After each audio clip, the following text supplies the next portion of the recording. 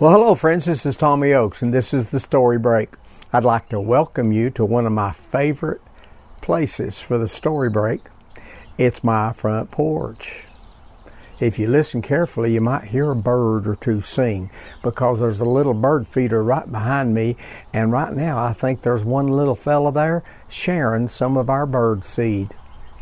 Now, not only is this one of my favorite places, for this Story Break, you're going to get to hear from my favorite person in this world, my wife, Patricia. We've been married 58 years, and she just has some of the best stories you've ever heard. She's going to share a story. You can find it in one of her books, and when this is over, you'll probably see on the screen how you can access her book. But would you welcome my wife, Patricia, to the Story Break?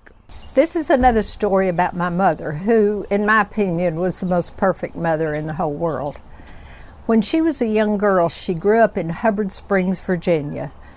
The train went through there, and there was a little one-room schoolhouse, but when she got out of grade school, she had to go to high school in the next town.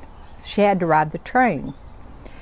And so she would go up to Harold No's store. That's where we always came when we went to visit grandmother. And get on the train and ride to school. But the problem was she got home after dark and she had to walk the railroad track to get back to her house. I said, "Mother, weren't you afraid walking home in the dark?" And she said, "Oh no, I just sang 'God Will Take Care of You' all the way home." Well, friends, I'm glad you were at the Story Break. I'm glad you got to hear my wife, Patricia. We'll be looking forward to seeing you next time. Thanks for coming.